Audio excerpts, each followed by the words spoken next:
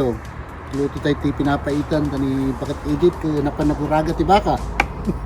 Dati kay bagis nga pantay iwaan napaspaspas no i-fold mo sa kamta iwaan.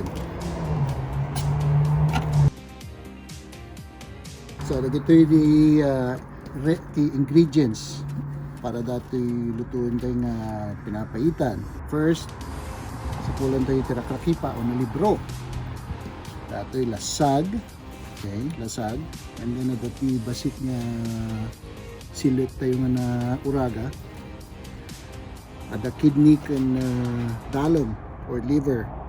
And then ada dati special nga rakrakipa nga na uraga nga inayon tayo tapno naimas ada ti original nga lasa na.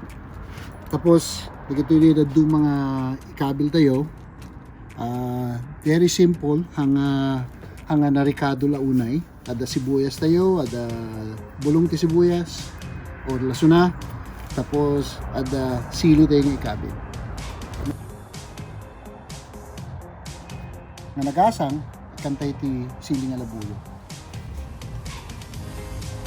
Tapos antay nga liplipatan, most important, papait.